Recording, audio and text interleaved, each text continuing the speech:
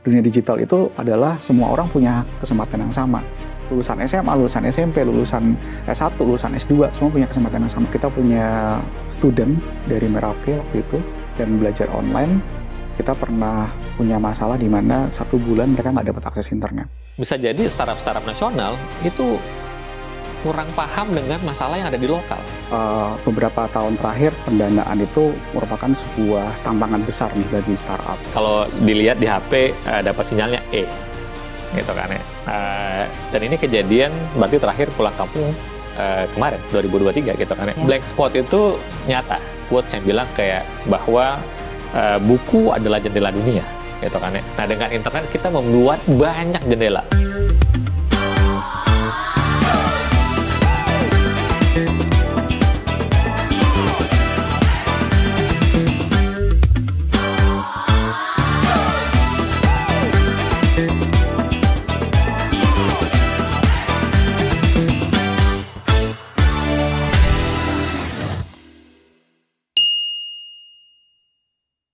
Halo kawan-kawan, jumpa lagi dengan saya Dea Gita di talk show Gagasan Progresif.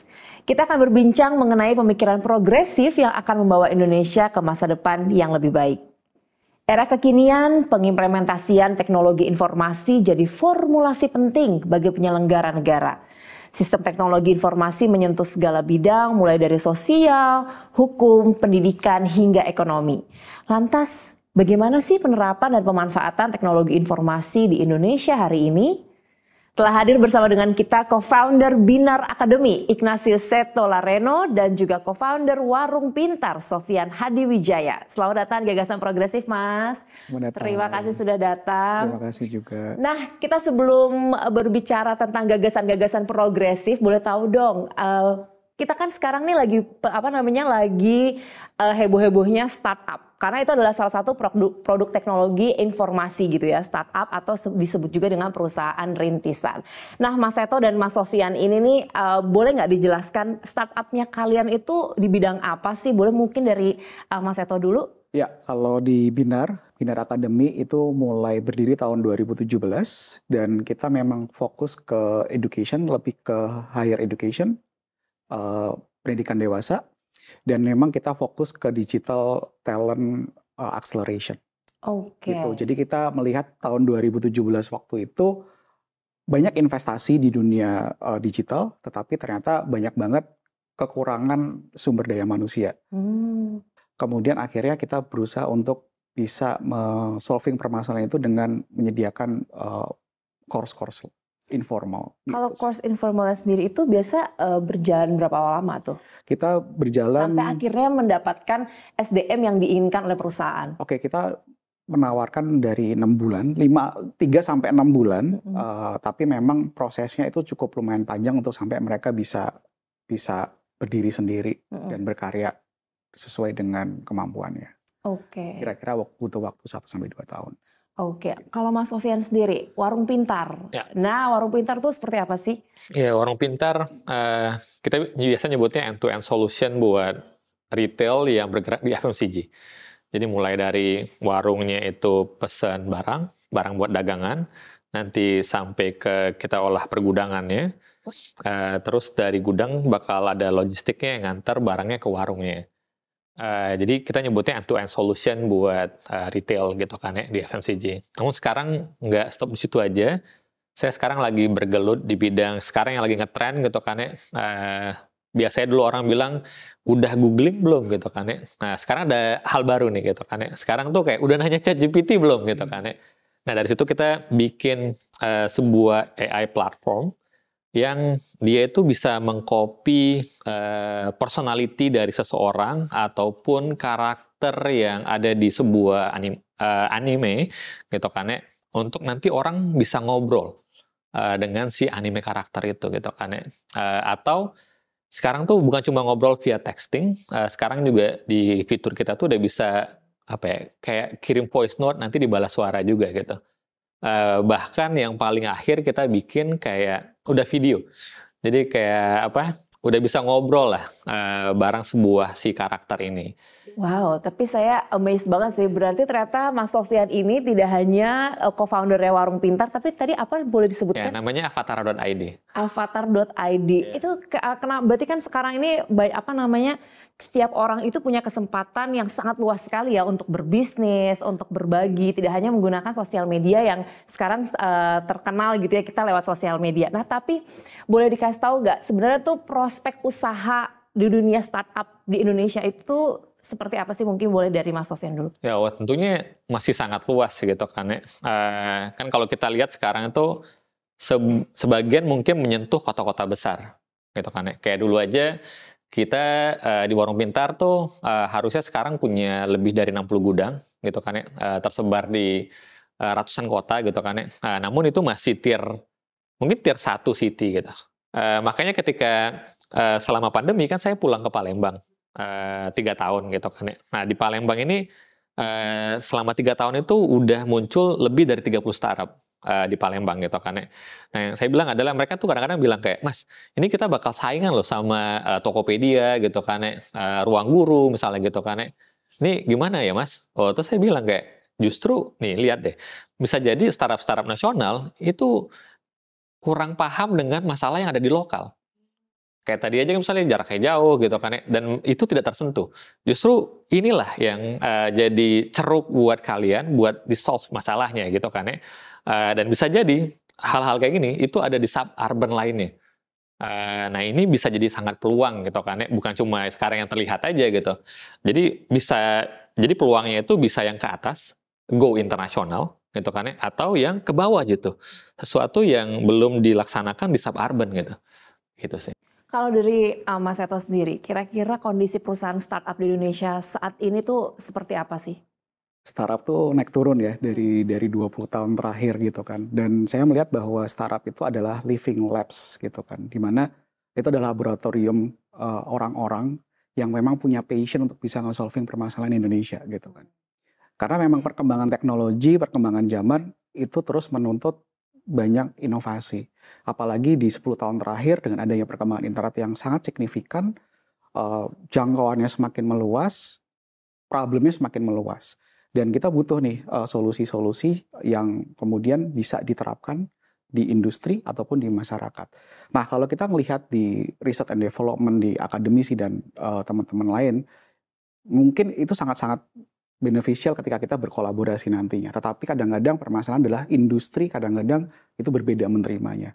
Dan startup itu adalah sebuah laboratorium yang dekat dengan industri, dengan masyarakat yang kemudian bisa menimbulkan sebuah ekonomi baru, menimbulkan sebuah perubahan baru dengan adanya teknologi. Jadi prospeknya akan sangat-sangat luar biasa. Nah, dalam salah satu visi misinya ini, Ganjar Mahfud ini menjanjikan dukungan terhadap perusahaan startup ini melalui kemudahan pembiayaan, insentif pajak, inkubasi bisnis gitu ya. Nah, menurut kalian berdua nih ya, mungkin boleh dari Mas Seto dulu. Oke, startup seperti laboratorium gitu kan, di mana selalu bereksperimen dan memang beberapa tahun terakhir pendanaan itu merupakan sebuah tantangan besar nih bagi startup. Karena selama ini banyak investasi dari luar gitu kan, dari Amerika, dari Singaporean, dari China, dari Jepang ataupun dari Timur Tengah. Tapi sebenarnya memang pembiayaan itu cukup lumayan riskan untuk di dunia startup. That's why makanya banyak venture capitalist karena memang itu yang memang dia mau mendanai startup itu sendiri karena dengan segala risiko yang ada dia melihat dari Silicon Valley zaman dulu. Dan salah satunya mungkin ada PE juga, private equity. Tapi kalau misalnya kita ngelihat perbankan di Indonesia untuk mendanai startup itu cukup riskan. Karena memang ini adalah bisnis rintisan yang itu banyak banget resiko, nggak punya asetnya adalah manusia. Dan menurut saya sih lebih mendukung kepada kepastian hukum. Karena itu yang paling penting dari sisi investasi dari luar negeri gitu kan. Jadi kalau di Indonesia, kalau dukungan terhadap modal itu cukup challenging buat perbankan Indonesia, tapi dengan adanya kepastian hukum itu sudah sangat membantu. Kemudian dari sisi pajak memang ini juga menjadi perdebatan gitu kan, dan harapannya sih pemerintah juga bisa mengkaji ulang nantinya tentang pengenaan pajak di industri startup, karena memang industrinya naik turun Mas Yan, karena kita masih bereksperimen di situ. Kalau Mas Sofyan sendiri, gimana melihat visi misi ini? Ya, satu yang tadi pendanaan gitu kan ya. Benar tadi yang dibilang kan kalau kan orang kadang-kadang bingung ya definisi startup apa gitu kan ya. Kan dikaitkan dengan perusahaan rintisan. Berarti kalau saya mulai dagang bakso bikin startup dong gitu kan ya. Nah, jadi apakah sama dengan UMKM? apakah sama dengan UMKM gitu kan ya. Nah, tadi yang dibilang sama Mas Seto tuh ya benar banget gitu kan ya. Karena kayak kita kadang-kadang ngelihat sesuatu yang peluangnya itu mungkin belum ada gitu kan ya.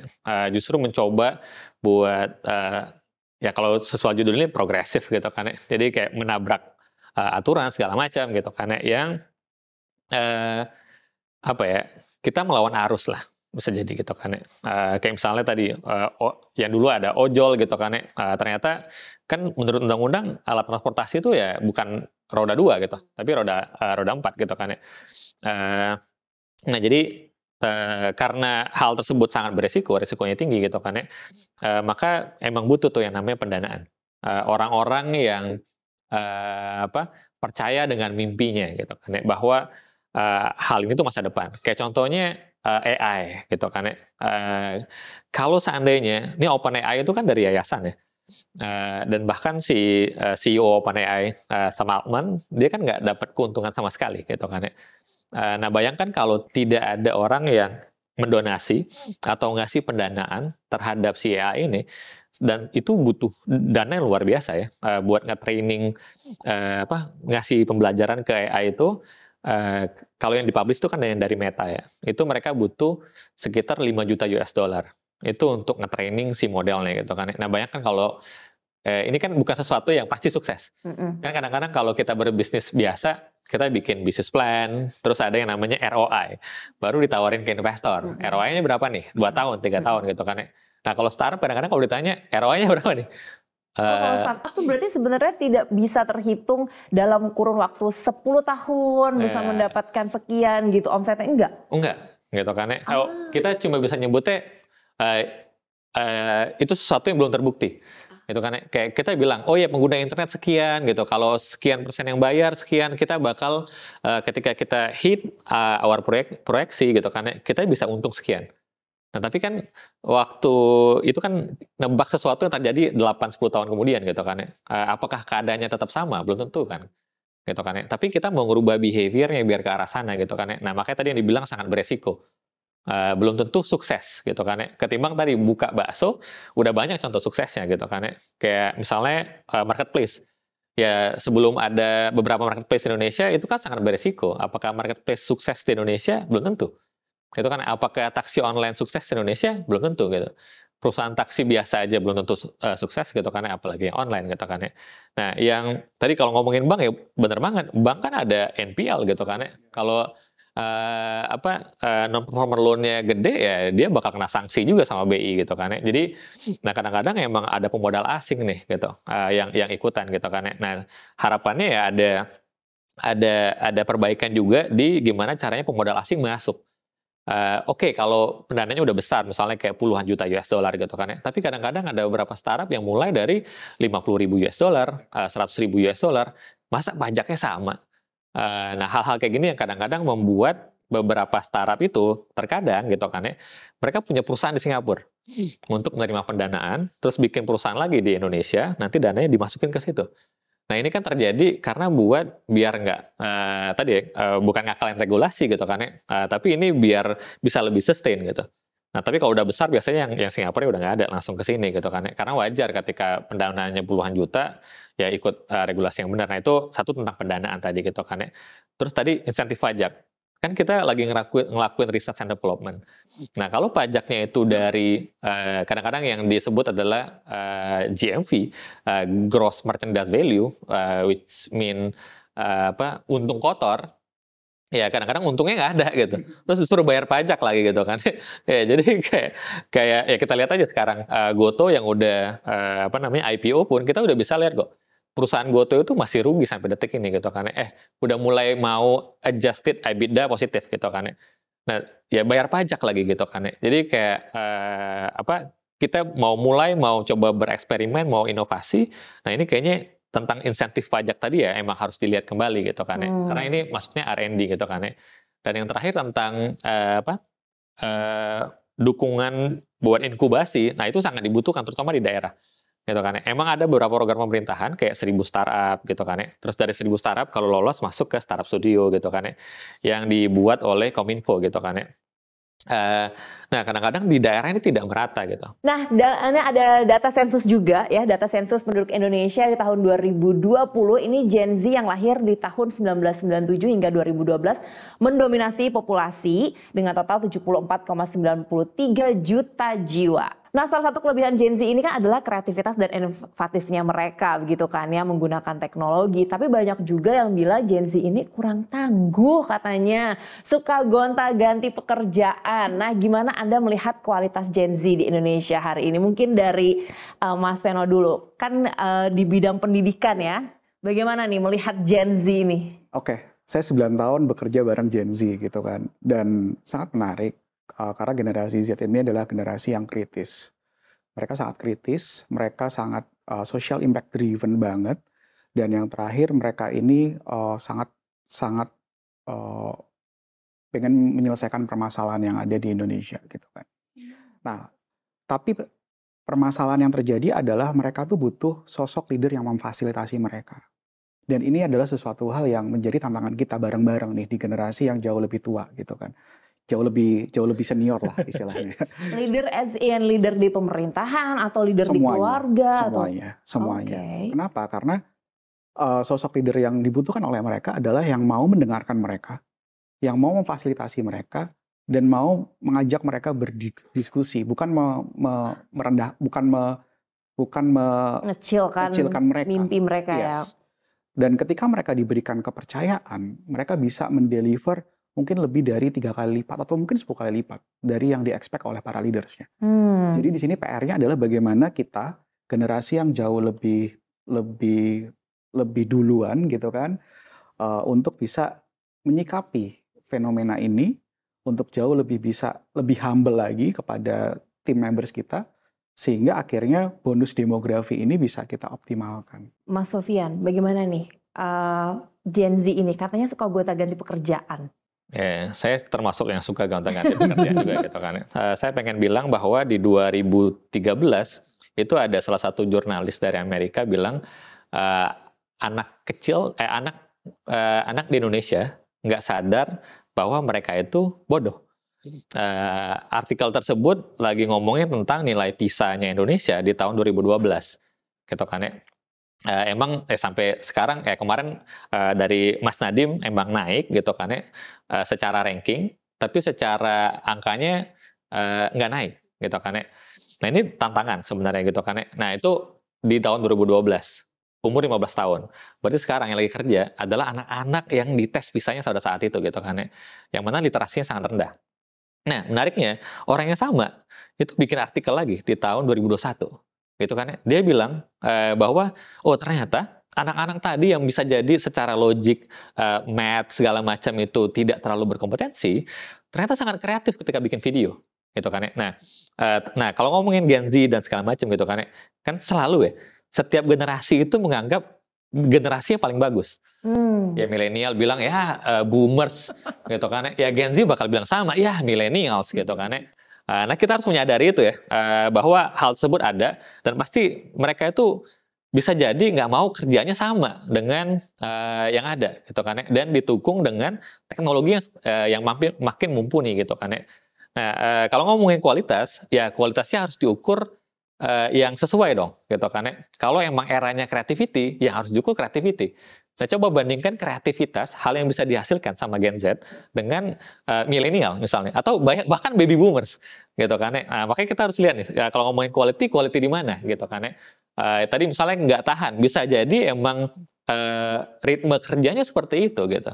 Bisa jadi kerjanya nggak yang company yang besar, tapi company kecil-kecil, gitu kan ya. Bisa jadi kerjanya kayak nggak harus ke kantor. Gitu kan, tapi dia bisa deliver kerjaannya gitu. Nah, bagaimana nih Anda juga melihat kurikulum sekolah? Tadi kan kalau Mas Seto ini memang di bidang sekolah short course gitu ya. di bidang pendidikan ya. Nah, kalau dari Mas Seto sendiri ini gimana nih melihat kurikulum sekolah dan jurusan-jurusan akademik perguruan tinggi di Indonesia saat ini? Apakah sudah memberikan porsi yang cukupkah untuk menyiapkan anak-anak ini ke masa depan Indonesia yang cakap dan berdaya saing dalam teknologi informasi kah? Bagaimana Mas Seto? Permasalahan kurikulum di Indonesia dan juga perguruan tinggi itu sangat kompleks, Mbak. Kenapa? Karena kita tuh di industri itu pengen ngambil anak-anak S1. Dibandingkan anak-anak dari vokasi. S1 itu sebenarnya memang tujuannya adalah menghasilkan akademisi, researchers. Sedangkan orang yang berkarya, orang yang benar-benar eksperimen, benar-benar mendeliver technical itu adalah dari vokasi. Jadi kita emang sudah sangat-sangat ada ketimpangan di situ. Kalau kita ngomongin program dari pemerintah selama pemerintahan 5 tahun terakhir, itu sudah sangat-sangat mendesak itu gitu kan dengan adanya Kampus Merdeka. Dan cukup berhasil, tapi memang kita nggak bisa kemudian memaksa universitas untuk kemudian bekerja sama dengan institusi lain untuk tujuannya untuk bekerja. Karena memang S1 perguruan tinggi itu bukan tujuannya untuk mereka menjadi pekerja. Itu memang hal yang sangat-sangat kompleks. Kalau kita ngomongin kurikulum Indonesia udah jauh lebih baik lagi dari 5 tahun terakhir lah. Tapi memang permasalahan yang sekarang kita hadapi adalah accessibility. Antara kurikulum di perguruan tinggi di Pulau Jawa dengan di luar Pulau Jawa, itu ada ketimpangan.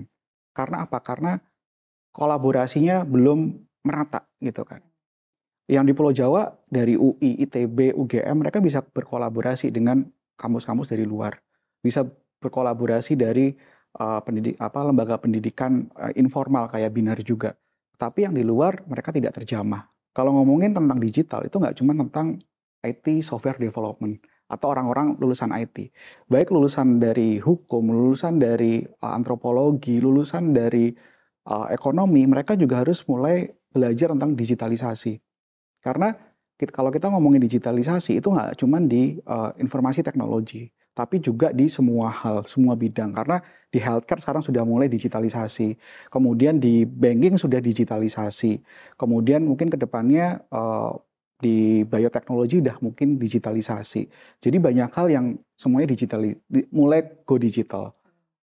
Nah ini yang juga perlu dipikirkan. Dan yang kedua adalah kita juga harus bergerak berbarengan antara formal dan non-formal education. Itu nggak cuman selesai ketika mereka lulus dari perkuliahan. Bagaimana kita juga memberikan kesempatan mereka untuk bisa mendapatkan pekerjaan, berkarya juga, ataupun mereka bisa go untuk ke akademisi dan segala macam. Itu perlu diperkuat lagi ke depannya, kayak gitu sih. Kalau dari Mas Sofyan sendiri, ini kira-kira menurut Mas Sofyan perlu nggak sih pemerintah itu memberikan yang namanya program beasiswa khusus untuk peningkatan sumber daya manusia di bidang digital? Ya itu pastinya gitu kan ya. Kayak kemarin contohnya nih, misalnya kayak blockchain. Kalau kita lihat Korea Selatan itu insentifnya itu diberikan kepada kampus-kampus yang mau ada research terkait blockchain. Nah sehingga ada beberapa mahasiswa Indonesia yang waktu itu saya waktu di blockchain ya mereka kuliahnya di Korea Selatan gitu kan ya. Dan bahkan ada satu kota khusus buat jadi mainan mereka dalam tanda kutip untuk menerapkan teknologi blockchain gitu kan ya. Contohnya di Busan. Dan anak-anak ini dapat beasiswa gitu kan ya. Karena tadi kalau ngomongin beasiswa ya sangat impactful gitu kan ya. Kayak contohnya kalau ngomongin dunia IT gitu kan ya, atau digital, kan harusnya secara modal cukup besar gitu kan ya. Kayak contohnya orang mau bikin konten, oh iya harus pakai iPhone gitu kan, gimmicknya gitu kan. Ya, jadi kan modalnya cukup besar gitu kan, atau beli perangkat-perangkat kayak gini gitu kan, untuk bisa ngasilin video yang bagus gitu kan. Nah dari mana gitu kan? Kalau dari kampusnya sendiri tidak diberi insentif gitu kan, dan kalau nggak sekarang yang lagi ribut-ribut di sosial media gitu kan, masalah UKT gitu. Bisa jadi ada mahasiswa yang sangat berprestasi, tapi dia nggak bisa ngelanjutin karena nggak punya uang. Dan sempat membicarakan tentang internet gitu ya. Ini kan internet itu adalah salah satu nyawa dan infrastruktur dalam teknologi informasi. Nah, tapi kita juga tahu bahwa kesenjangan akses internet itu kan di Indonesia ini masih masih luas sekali, masih besar ya. Apalagi Indonesia ini luas sekali karena banyak juga nih blank spot akibat dari kondisi geografisnya. Nah, kira-kira kalau menurut kalian sendiri nih, bagaimana Anda melihat kesenjangan akses internet ini? Bagaimana Anda melihat ini, Mas Sofyan? Ya, nah ini pengalaman pribadi. Ya, saya kalau pulang kampung, kebetulan rumah saya itu di kampung gitu kan ya. Setiap kali pulang kampung itu nggak ada internetnya. Bukan nggak ada lah ya. Maksudnya kalau dilihat di HP dapat sinyalnya gitu kan ya. Dan ini kejadian berarti terakhir pulang kampung kemarin 2023 gitu kan ya. Jadi banget nih ya. Blank spot itu nyata gitu. Jadi dulu sampai saya kalau pulang selalu ingat kayak kayaknya harus beli penguat sinyal. Karena ya emang nggak ada gitu. Kadang-kadang mau komunikasi sama orang tua ya video call tersendat-sendat gitu kan ya. Jadi itu kejadian nyata gitu kan ya. Sampai detik ini masih ada blank spot. Dan kalau tadi ngomongin internet ya sangat butuh gitu kan ya. Sangat butuh buat orang-orang di daerah buat bisa mendapatkan informasi. Kan kita sendiri dulu ada quotes yang bilang kayak bahwa buku adalah jendela dunia gitu kan ya. Nah, dengan internet kita membuat banyak jendela. Nah, sehingga ketika aksesnya gitu kan ya diberikan, semua orang akhirnya bisa berkarya. Dan semua orang akhirnya bisa menikmati benefit dari digital. Nah, kalau dulu kan ada program Wi-Fi ini nih. Nah, kalau ini disebarluaskan gitu kan ya, internetnya bukan cuma gratis, tapi juga cepat gitu kan ya. Ini akan sangat menarik nih untuk kayak tadi ya, kayak yang saya alami tadi gitu, kayak pemuda di Oganilir gitu kan ya bisa sangat berkarya gitu atau belajar hal-hal yang baru gitu kan ya. Kalau dari Mas Seto sendiri menjangkau anak-anak di luar Pulau Jawa itu sesulit apa sih, Mas? Kita punya cerita, kita punya student dari Merauke waktu itu dan belajar online. Kita pernah punya masalah di mana 1 bulan mereka nggak dapat akses internet. Apa yang kita lakukan adalah kita kirim flash disk hasil recordingnya selama 1 bulan itu. Wow. Kita melihat bahwa ternyata banyak orang dari luar Pulau Jawa, bahkan sampai di Merauke, mereka di Musamus, di Universitas Musamus, mereka punya semangat yang gede banget untuk belajar tentang teknologi. Tapi ketika infrastruktur itu tidak memadai, maka ya dia 1 step di belakang teman-teman yang ada di Pulau Jawa. Itu merupakan sebuah hal yang perlu harus diperbaikin gitu kan. Karena kita pengen semua orang punya kesempatan yang sama, apalagi di dunia digital. Dunia digital itu adalah semua orang punya kesempatan yang sama. Lulusan SMA, lulusan SMP, lulusan S1, lulusan S2, semua punya kesempatan yang sama. Karena apa? Karena pekerjaannya akan selalu ada hal baru. Karena teknologi selalu berkembang, seperti itu.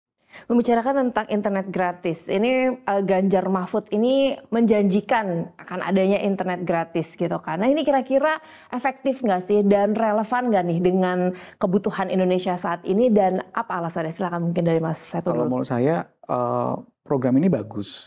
Karena konsep yang pernah saya dapetin adalah konsep learning to earning, di mana ketika ada akses internet yang memadai dengan dunia digital, mereka bisa mengakses banyak pembelajaran secara online, baik itu UMKM, mereka bisa menggunakannya untuk e-commerce, mereka bisa mendapatkan earning tambahan lagi.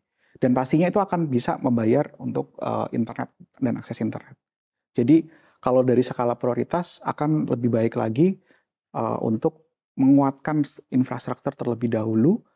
Aku rasa teman-teman pasti akan bisa menyadari ketika akses internetnya bagus, kalau itu affordable, itu make sense, mereka juga akan mendapatkan manfaat yang berguna bagi mereka juga.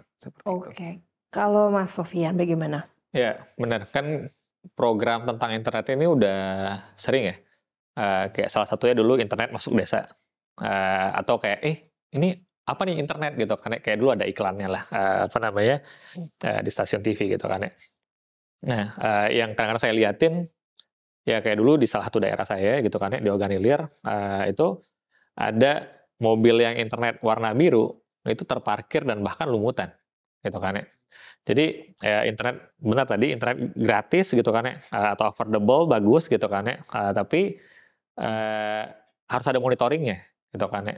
Monitoringnya kayak daerah mana aja yang butuh gitu, kayak daerah mana aja, kayak tadi blank spot itu ada di mana aja gitu kan ya. Nah ini kalau semuanya udah merata gitu kan ya, nah ini kayak tadi ya, tukar pikiran, bisa mengenal kayak tadi misalnya kayak saya mau mengenal daerah Merauke gitu kan ya, kayak daripada baca, ngobrol aja sama orang Merauke-nya gitu. Kayak atau video call gitu kan. Ini nih lihat teman kita di Merauke lagi nampilin pakaian adat ya gitu kan ya. Kalau zaman dulu kan mungkin kita pakaian adat biar kita merasakan gitu kan ya. Kalau sekarang kan kalau semua internet udah ada di mana-mana gitu kan ya. Exchange tentang kebudayaan itu akan sangat terjadi gitu. Jadi kepemilikannya akan sangat terjadi juga gitu kan ya. Ya tadi saya setuju banget selain gratis gitu kan ya, atau affordable gitu, yang harus diperhatiin adalah pendistribusiannya gitu kan ya. Karena percuma internet gratis kalau di sananya juga internetnya juga up and down Up and ya down, begitu. iya. Oke, tadi juga sempat disinggung soal infrastruktur. Nah, meski Indonesia berhasil naik ke peringkat 45, sebelumnya di peringkat 51 dari 64 negara dalam daya saing digital dunia versi Institute for Management Development, namun infrastruktur teknologi informasi di Indonesia ini dianggap masih banyak PR. Nah, salah satunya terkait pembangunan infrastruktur yang memadai seperti internet berkecepatan yang tinggi, pusat data, dan keamanan siber. Nah, kira-kira apa sih skala prioritasnya? Apa sih yang harus dikejar terlebih dahulu? Silakan Mas Eto. Ya, pertanyaan yang cukup lumayan susah ya.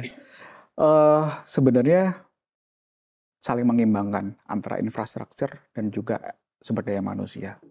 Karena infrastruktur yang sangat besar pun, sangat bagus pun, ketika sumber daya manusia yang menggunakan infrastruktur itu tidak juga bisa mengikuti, jatuhnya kayak overkill gitu kan. Percuma juga gitu kan. Jadi kita harus sama-sama membalancekan antara infrastruktur yang memadai dengan sumber daya manusia yang ada. Kalau sekarang kita sudah kuat dengan 4G dan 5G, berarti sumber daya manusianya harus ada di bagian mana nih gitu kan.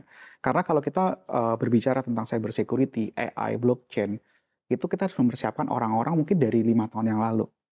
Kenapa? Karena kita nggak bisa mengubah seorang A menjadi seorang ahli cyber security dalam waktu 1 tahun atau 5 bulan. Kayak Mas Sofian menjadi orang yang profesi di bidang AI dulu dimulai dari C++, dari software engineering, dan butuh waktu 5-8 tahun sehingga akhirnya bisa menjadi seorang AI expert gitu kan. Dan tadi kita sudah membicarakan tentang public policy, tentang peraturannya, pemerintahannya. Nah, membicarakan tentang sosok masa depan. Nah, pemimpin masa depan begitu kan. Bagaimana sih Anda menilai pasangan Ganjar Mahfud? Ini apakah dapat mempercepat pembangunan sistem digital nasional kah? Mungkin silakan Mas Eto. Kalau saya dari education, saya melihat banget kiprah dari Pak Ganjar waktu program SMKN di Jawa Tengah, di mana memberikan kesempatan pendidikan bagi orang-orang yang tidak mampu, sehingga akhirnya mereka bisa belajar teknologi dan banyak hal di sana. Dan kemudian akhirnya membuka kesempatan mereka untuk next step lah. Bahkan saya dapat cerita ada juga yang punya kesempatan untuk bekerja di Jepang gitu kan. Dan saya rasa itu sangat-sangat menginspirasi juga bagi kita. Sehingga akhirnya program seperti itu perlu di-improve lagi, perlu di-scale up lagi, agar banyak orang itu bisa punya kesempatan yang sama, baik dari akses pendidikan dan akses pekerjaan untuk kehidupan lebih baik lagi. Itu sih yang saya lihat. Mas Sofian melihat pasangan Ganjar Mahfud ini bagaimana? Ya, 3 tahun yang lalu waktu pandemi datang gitu kan saya pulang ke Palembang. Di sana bikin komunitas namanya Palembang Digital gitu kan ya. Ya tadi kita nyari tempat berkumpul susah gitu kan ya. Terus ada coworking space gitu. Ada teman-teman bikin coworking space buat anak-anak ngumpul gitu kan ya. Terus kita coba buat ke pemerintah, ternyata lumayan susah juga gitu kan ya, karena siapa kalian ini siapa gitu, kayak bantunya bakal di mana gitu kan ya, apalagi mereka belum melek digital gitu kan ya. Nah makanya kayak ada satu story menarik tuh kayak, di Jawa Tengah ada satu coworking space, hetero space, sangat didukung nih sama gubernurnya gitu kan ya. Itu yang pertama. Terus kayak ternyata ada banyak program-program tentang digital juga yang jalan di sana gitu. Jadi saya ngeliat kayak, wah ini siapa nih gubernurnya gitu kan. Kayak, wah namanya Ganjar Pranowo gitu kan. Terus lihat, di sosial media aktif banget. Dia menggunakan sosial media gitu kan. Terus lihat podcastnya kayak, wah ini sosok yang menurut saya udah bukan hal yang baru lagi kalau ngomongin digital gitu kan ya. Saya yakin nih ketika seandainya Pak Ganjar dan Pak Mahfud kepilih gitu, karena yang pertama tentang tadi inklusi digital ini kalau Jawa Tengah aja bisa kayak gitu kan, harusnya dia bisa menularkan ke kota-kota lainnya.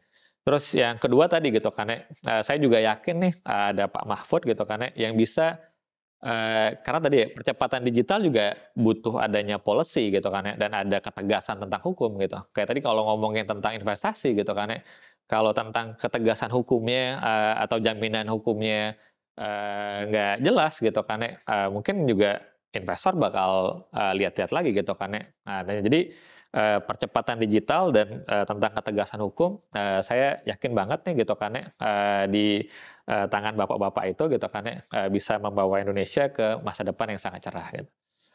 Untuk menutup perbincangan kita di episode kali ini, menurut kalian nih, gagasan progresif apa sih yang ingin kalian lantangkan terkait dengan teknologi informasi di Indonesia? Singkat saja, tapi langsung jelas saja. Silakan Mas Seto. Pertama, akses internet, infrastruktur, dan juga akses pendidikan. Yang kedua, kesempatan untuk berkarya bagi para talenta-talenta digital. Dan yang ketiga adalah jaminan kepastian hukum. 3 hal itu menurut aku adalah kunci untuk kita bisa menjadi pemain dunia digital di Asia Tenggara atau mungkin di dunia. Silakan Mas Sofyan. Ya, saya sebagai anak nomaden gitu kan ya seandainya tadi kan yang dibilang gitu kan kadang-kadang anak-anak daerah ini udah belajar nih, terus kerjanya di mana? Karena di kota mereka nggak ada. Kayak contohnya kita di Palembang gitu, karena nggak ada gitu. Nah, saya mau mendorong gimana caranya pekerjaannya itu mereka bisa bekerja secara remotely, gitu kan ya. Nah ini gimana ada kebijakan yang menarik gitu kan ya, untuk mempekerjakan yang orangnya nggak harus ada di kantornya gitu. Kayak contohnya Avatar.id ini nggak ada kantor. Jadi ditanya gitu kan, kantornya di mana Mas? Nggak ada. Jadi sekarang ada belasan karyawan kita, itu semuanya tersebar ada di Pulau Sumatera sama Pulau Jawa gitu. Nah jadi gagasan progresifnya adalah gimana caranya mendorong perusahaan untuk membuka lowongan pekerjaan tidak hanya untuk work from office, tapi juga work from anywhere. Wow. Tentunya dengan akses tadi gitu kan ya. Wow, seru sekali. Memang benar sekali sih. Karena memang kadang-kadang ada perusahaan di kota ini, tapi kota besar. Udah pastilah ya di kota besar. Terima kasih sekali untuk pembahasan kita di topik hari ini. Ini sangat seru sekali. Beragam gagasan progresif telah digulirkan. Dan untuk mendukung percepatan pembangunan teknologi digital Indonesia agar menjadi lebih baik lagi. Semoga gagasan progresif yang kita bahas ini memberikan inspirasi. Terima kasih sekali lagi kawan-kawan yang telah bergabung. Kita akan jumpa lagi di episode berikutnya. Tetaplah progresif menuju Indonesia unggul. Saya Dea Gita, sampai jumpa dan terima kasih. Terima kasih Mas. Terima kasih Mbak. Terima kasih. Berarti kalau Mas tadi